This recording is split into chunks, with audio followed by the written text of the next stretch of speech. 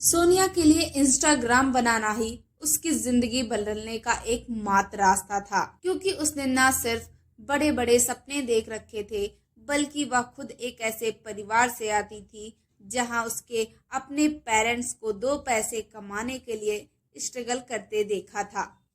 उसके माता पिता बिहार से थे, जो काम धंधे की तलाश में दिल्ली में आकर बस गए थे।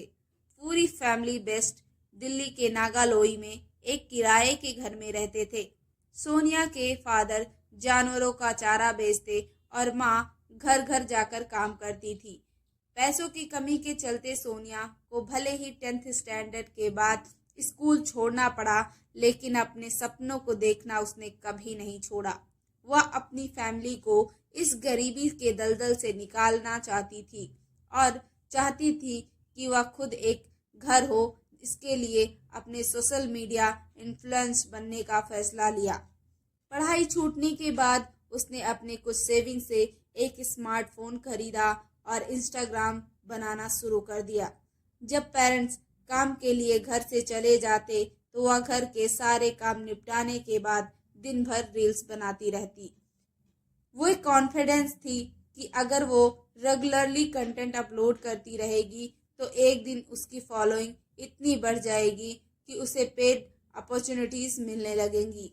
वो ऑफन रील्स को शूट करने के लिए शहर के पॉपुलर स्पॉट्स जैसे कनॉट प्लेस पर भी जाती थी। इसके रिजल्ट्स भी उसे दिखने लगे जब उसकी फॉलोइंग बढ़ने लगी। इन सब के साथ उसने सिलाई का काम भी शुरू किया ताकि वो रील्स के लिए खुद के डिजाइनर कपड़े सिल सके।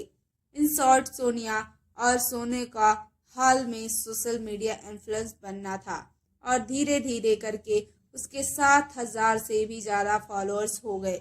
लेकिन किस्मत तो कुछ और ही मंजूर था। सोनिया के सपनों ने उड़ान भरना शुरू ही किया था कि तभी उसकी जिंदगी में एक भूत ने दस्तक दी। जी हाँ, एक भूत, एक ऐसा भूत जिसने सोनिया के सपनों भरी जिंदगी की कहानी का अंजाम ऐसे बदला जिसकी उम्मीद उसने कभी नहीं की थी। तो आपका हमारे चैनल में स्वागत है। लेकिन हाँ दोस्तों, यह वीडियो आपको बहुत बड़ी सीख देने वाली है, इसलिए इस वीडियो को आप पूरा देखें और अगर हो सके तो वीडियो को लाइक करके चैनल को सब्सक्राइब करना बिल्कुल भी मत भूलना और कमेंट्स में अपने शहर का नाम जरूर डालना ताकि अगली वीडियो आपके शहर से हो। सोनिया का जन्म बिहार के एक छोटे से गांव में हुआ था, लेकिन जब वह छोटी थी उसके माता पिता दिल्ली आकर बस गए थे। दिल्ली में आने के बाद उसका संघर्ष और बढ़ गया।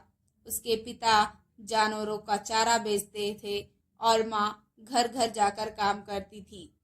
गरीबी की वजह से सोनिया को अपनी पढ़ाई छोड़नी पड़ी, लेकिन इसके बावजूद उसने कभी अपने सपनों को देखना बंद नहीं किया। उसने चाहा कि वह अपनी फैमिली को गरीबी से निकालकर एक बेहतरीन जिंदगी दे सके। इस वजह से उसने सोशल मीडिया के जरिए अपने सपने को पूरा करने का रास्ता चुना। पढ़ाई छोड़ने के बाद सोनिया ने कुछ पैसे बचाकर एक स्मार्टफोन खरीदा और इंस्टाग्राम पर कंटेंट बनाना शुरू किया। उसका विश्वास था कि अगर वह रेगुलरली कंटेंट अपलोड करेगी तो एक ना एक दिन उसे पेड अपॉर्चुनिटीज मिलने लगेंगी। सोनिया ने दिल्ली के मशहूर जगहों पर रील्स बनाना भी शुरू किया, जैसे कि कनॉट प्लेस, अन्य प्रमुख जगह स्थानों पर। धीरे धीरे उसकी फॉलोइंग बढ़ने लगी और वह और अधिक प्रेरित हुई। इस बीच उसने एक सिलाई का काम करना भी सीखना शुरू कर दिया ताकि वह खुद के डिजाइनर कपड़े बना सके और अपने कंटेंट में इसे दिखा सके। सोनिया ने सोशल मीडिया के जरिए अपनी पहचान बनाना शुरू कर दी थी। उसके पास अब 7,000 से भी ज्यादा फॉलोअर्स हो गए थे, लेकिन तभी उसकी जिंदगी में एक ऐसा मोड़ आया जिसे उसने कभी सोचा भी ना था। सोनिया का एक भूत नामक लड़के से प्यार हो गया। शुरुआत में उसे यह लगा कि यह कोई सामान्य रिलेशनशिप है, लेकिन समय के साथ यह भूत किसी अन्य व्यक्ति के रूप में सामने आया। सोनिया ने इस लड़के को अपना नाम संजू बताया था और इंस्टाग्राम पर भी उसकी तस्वीरें पोस्ट की थी। सोनिया ने यह विश्वास कर लिया था कि वह उसी लड़के से शादी करेगी और साथ में अपना जीवन बिताएगी। यह लड़का हरियाणा का था, लेकिन उसने सोनिया के घर के पास किराए पर एक फ्लैट लिया था। वह अक्सर सोनिया के घर आता था और दोनों के बीच की बातचीत बढ़ी थी। सोनिया ने इसे अपने जीवन का सबसे महत्वपूर्ण रिश्ता मान लिया था। एक बार तो उसने इंस्टाग्राम पर अपने इस भूत के लिए एक पोस्ट भी डाली थी, जिसमें उसने बताया था, इट्स माय हॉबी। लेकिन परिवार को इस रिश्ते के बारे में ज्यादा जानकारी नहीं थी। सोनिया की माँ और बहन को शक था कि सोनिया के व्यवहार में कुछ बदलाव आ रहा है। वह दिन रात अपने फोन पर बात करती थी और अपनी स्टोरीज में भूत का जिक्र करती थी। कभी कभी वह घर में भी अकेली होती थी और अपने फोन पर ही लगी रहती थी। एक दिन सोनिया की माँ ने महसूस किया कि उसकी बेटी घर से बाहर जाना कम कर चुकी है। यह एक बड़ा बदलाव था, क्योंकि सोनिया हमेशा बाहर जाने का इच्छुक रखती थी। सोनिया ने अपनी माँ से कहा कि वह प्रेग्नेंट है और उस बच्चे का पिता वही लड़का है जिसे वह भूत कहती थी। सोनिया ने यह खुलासा किया कि वह अपने जीवन को उसी लड़के के साथ बिताना चाहती है। हालांकि उस लड़के ने सोनिया से कह रखा था कि उसके माता पिता और भाई भाभी ने उसे बेदखल कर चुके हैं, लेकिन सोनिया ने इसे अपने रिश्ते की सच्चाई मान लिया था। उसने पूरी दुनिया को इस रास्ते से स्वीकार कर लिया था। सोनिया ने अपनी प्रेगनेंसी के 7वें महीने में इस बात का खुलासा किया था और इस संबंध को लेकर वह बहुत खुश थी। सोनिया ने इस दौरान करवा चौथ का व्रत रखा था, जैसे एक शादीशुदा महिला करती है। उसकी माँ और पिता भी यह देखकर चौंक गए थे कि उसकी 20 साल की बेटी बिना शादी के ही माँ बनने वाली थी और वह एक शादीशुदा महिला की तरह हर रोज जीवन जीने का दिखावा कर रही थी।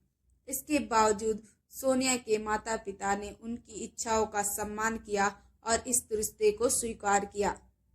21 अक्टूबर 2024 को सुबह 4 बजे सोनिया के घर से सामान पैक कर निकल गई।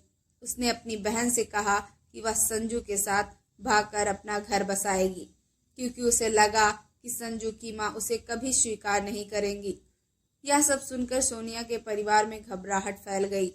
जब सोनिया की माँ उसे कॉल की तो स्विच ऑफ था। कुछ घंटों बाद जब फोन उठाया गया तो दूसरी तरफ संजू की आवाज आई। उसने कहा कि सोनिया अब उनसे बात नहीं करना चाहती। सोनिया के परिवार वाले उसे ढूंढने की पूरी कोशिश कर रहे थे, लेकिन संपर्क में नहीं आ पा रहे थे। इसी बीच सोनिया का भाई मनीष ने संजू से बात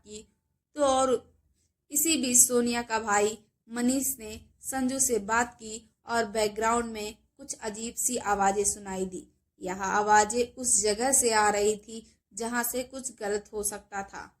मनीष को यह महसूस हुआ कि अब कुछ ठीक नहीं है।